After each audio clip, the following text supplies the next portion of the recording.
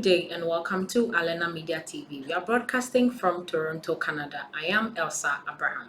Kindly take note of our weekly activities and satellite channel. On Mondays, we'll report on COVID-19. Tuesdays, we'll bring you African history. Wednesdays are African news. Thursdays are entertainment. Friday is editorial. Saturday is entertainment. Sundays are your say. Our satellite broadcasting has begun. Kindly take note of our satellite channel frequency. Now SATS vertical 12728. Symbol rate 27500. FEC 5/6. We'll bring you more details after this short break. Kindly stay with us.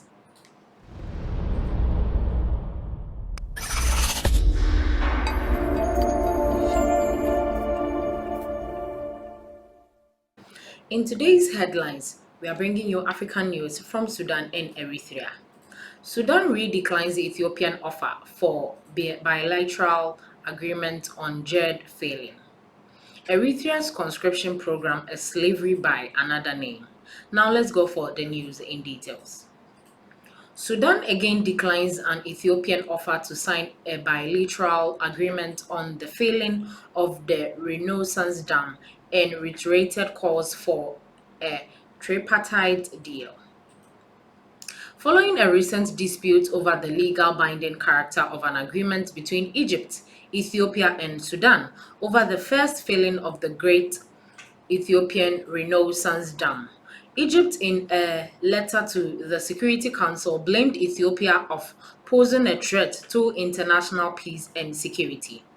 In return, Eritrea said that Egypt wants to transform discussions on the failing procession into a Nile water sharing deal. Sudan's Minister of Irrigation, Yasir Abbas, in a statement issued on Wednesday, recalled the efforts of its government and its recent initiative for a swift agreement accepted by the parties. Sudan received an invitation from Ethiopia to resume negotiations, but the Sudanese government has reconfirmed its position that the resumption of negotiations requires political will to resolve all the contentious issues, Abbas said. He stressed that initiative launched by Prime Minister Abdallah Hamdok remains the most appropriate framework for a solution of the disagreement over the JED failing and operation. The minister recalled the draft agreement submitted by Sudan on June 14, 2020, to the two other parties, adding it can serve as a basis for consensus as they now agreed on most of the technical issues. He also underscored how much the state of the failing without an agreement can affect Sudan's resource dam on the Blue Nile because its reservoir is at 15 kilometers from the border. The minister, who leads Sudan's negotiation delegation, briefed foreign diplomats in Khartoum about the position of his government over the JED failing. Also, Sudan on Wednesday extended a written letter to the UN Security Council detailing its position and explained its proposal for the solution of the dispute. Now, moving on to our next story for the day, Eritrea conscription program is slavery by another name. After Eritrea signed a peace agreement with its neighbor Ethiopia in 2018, there were hopes that the Eritrean state would end its national conscription program. Established as a policy in 1995, national conscription is compulsory for all Eritrean citizens and forces Eritrean citizens to provide labor for the state. This labor is often paid, but salaries are not sufficient to cover basic food and amenities, while commentators hope that the conclusion of the border conflict with Ethiopia would end or change Eritrea's national service program. Little has authored, and national service still exists in the present day. Sometimes dubbed the North Korea of Africa, the small nation has conducted no elections since its independence from Ethiopia in 1993 and frequently is listed as a country with one of the worst human rights records internationally. Freedom of movement is prohibited, with Eritrean citizens requiring state-approved passes to move from one region of the country to another. Conscripts are often denied visits to family members. While Eritrean law states that a national service should last a minimum of 18 months, refugees from the state paint a different picture. In reality, national service usually lasts between 5 and 10 years, but can last for much longer. So many Eritreans can expect to work underpaid and in poor conditions for the state for several decades. For this reason, national conscription in Eritrea has been labeled as a form of slavery conducted by the government. Eritrean citizens are detained far from family for many decades and forced to work for the state. Dissenters are imprisoned. Eritrea maintains close borders and operates a shot to kill policy for those attempting to flee the state. Despite this barrier, many Eritreans try to escape national service by fleeing the country because of the maltreatment conscripts endure at the hands of the authoritarian state and its military. According to the United Nations, by late 2018, 500,000 Eritreans has escaped the country. That's around 10% of the country's population. Many migrants are believed to be minors. Some Eritrean migrants attempt to enter the European Union via Italy, but the majority remain in neighboring countries such as Sudan and Ethiopia. Eritreans have routinely suffered human rights abuses at the hands of other states, primarily in the Middle East and Africa, after fleeing Eritrea. Those who fail in their attempt to leave the country in order to escape national service are routinely imprisoned in the Horn of Africa states, many prison camps. And those who succeed in their aim may find that their parents are jailed until they return. Social change in Eritrea is unlikely, in parts due to the state's mass prison system and the limited access to information for Eritrean citizens. All media in the nation is state-controlled, freedom of speech is limited, and dissent or protest against the government is prohibited. In September 2018, a former finance minister of state, Bahini Abrehi, was arrested by government authorities after publishing a book alleging the Eritrean president was responsible for the hardships of the Eritrean people. Reporters Without Borders lists Eritrea as having the third worst press freedom in the world, only being beaten by North Korea and Turkmenistan.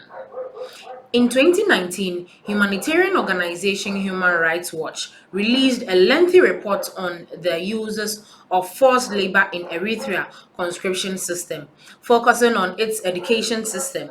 Human Rights Watch found that all Eritreans are expected to complete their final year of secondary school at military camps before joining the national conscription program for an indefinite period. The majority of students undertake this year of military training at the isolated Sawa military camp, located far from any cities and close to the Sudanese border. Students at the facility are reported to be subject to routine beatings and physical abuse. Access to food and water is limited, with many students suffering from gastrointestinal problems and malnutrition as a result. Female students also are reported to have been sexually abused at the camp, and the United Nations Commission of Inquiry on Human Rights in Eritrea has found that sometimes military officials promise women and girls studying at the base food or easier treatment during training in exchange for sexual affairs. A witness to the commission explained that women not formally discharged from national service have few options. Some are compelled into low-skilled jobs, while others may be forced into the transactional sex in order to survive.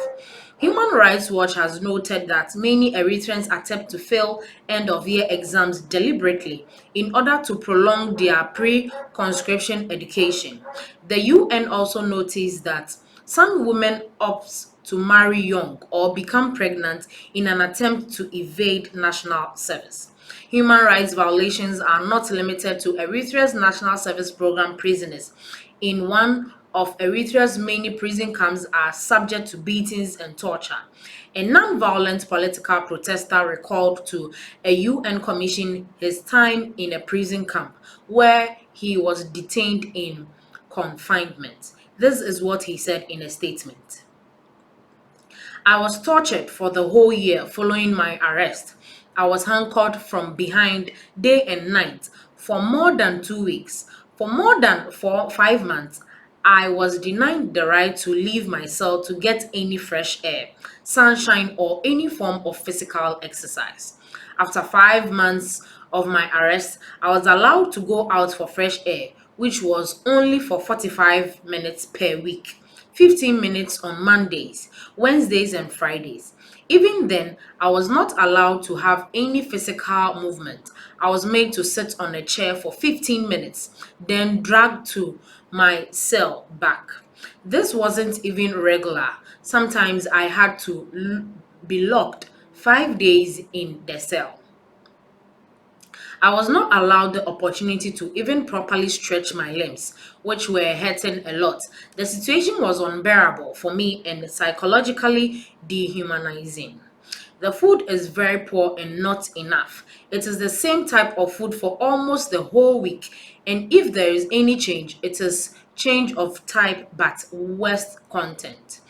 The room is too cold during rainy seasons and too hot during hot seasons, as it has not enough ventilation. The light in the room is on for 24 hours. It disturbs your sleeping system. Religious dissidents and conscientious objectors to national service are a particular target of the Eritrean government. These groups are routinely subject to severe torture. The regime's use of torture, forced labor, indefinite national service, and extrajudicial killings led to the UN to declare the state's action as crimes against humanity. The route conscripts take after completing education varies and is dictated by the government. While some will work in national security or law enforcement, others will be forced to work on national infrastructure projects, such as roads or building houses. This use of underpaid or unpaid forced labor lasting indefinitely has led Human Rights Watch to name its latest report. They are making us into slaves, not educating us. While social reform seems unlikely in the authoritarian regime, activist groups outside the country attempt to lobby government to sanction the state. In late 2018, the UN lifted its economic sanctions on the country, which included travel bans for prominent state figures and a limit on the sale of weapons to the country. Other activist groups aim to raise awareness of the state's crimes among Eritrean citizens by emitting radio broadcasts and automated telephone calls from outside the country. This is where we end today's broadcast. Please like, share, comment. Let us know your thoughts on this particular episode. Thanks for watching.